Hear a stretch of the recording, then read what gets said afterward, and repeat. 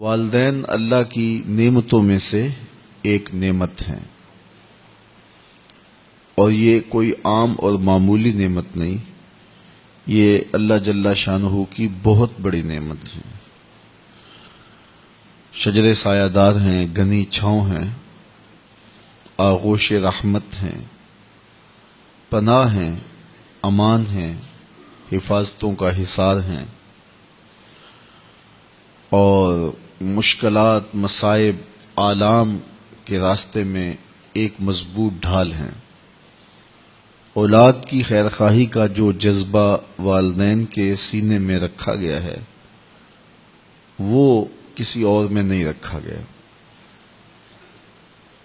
یہ ایک ایسے پاکیزہ وجود ہیں جو اپنی اولاد کو اپنے سے آگے دیکھنا چاہتے ہیں۔ یہ انسان کو اس وقت پتہ چلتا ہے جب وہ خود باپ بنتا ہے، جب خود ماں کے روپ میں خاتون ڈھلتی ہے، تو اسے پتہ چلتا ہے کہ یہ رشتہ کتنا گہرا ہوتا ہے۔ اللہ تعالیٰ جل شانہ نے والدین کی صورت میں جو یہ رحمت رکھی ہے، اولاد کو تلقین کی کہ ان کی تکریم کریں، ان کی عزت کریں، ان کے سایہ عاطفت میں آپ رہتے ہیں تو اس صاحبان کی قدر کریں۔ میرے حضور علیہ السلام نے ارشاد فرمایا، اللہ کی رضا والدین کی رضا میں ہے، اور اللہ کی ناراضگی والدین کی ناراضگی میں ہے۔ اگر کوئی شخص اپنے والدین کو راضی رکھ لیتا ہے تو پھر اسے اللہ کی رضا نصیب ہوتی ہے، اور والدین اگر ناراض ہوں تو پھر رضا الہی بھی نصیب نہیں ہوتی، الا یہ کہ والدین کسی ایسی چیز کا حکم دیں جو اللہ کی نافرمانی پر مشتمل ہو، تو پھر ان کی بات نہیں مانی جائے گی، ورنہ ماں باپ کی ہر بات کو تسلیم کیا جائے گا اور اولاد اس کو ماننے میں، اپنانے میں، اختیار کرنے میں ہی عزت پائے گی۔ والدین کی خدمت سعادت مندی ہے۔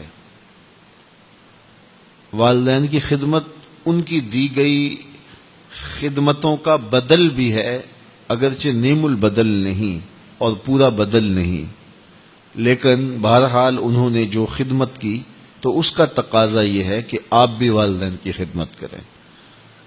لیکن اگر انہوں نے خدمت نہ بھی کی ہوتی تو پھر والدین ہونے کے ناطے سے بھی لازم تھا، ضروری تھا کہ آپ ان کی خدمت بجا لاتے اور ان کی تکریم کرتے، اور یہ تمہارے لیے، تمہاری دنیا کے لیے، تمہاری آخرت کے لیے بہتر تھا۔ اس لیے بھولے سے بھی کبھی ماں باپ کی نافرمانی نہ کریں، ان کی تکریم کریں، ان کی عزت بجا لائیں۔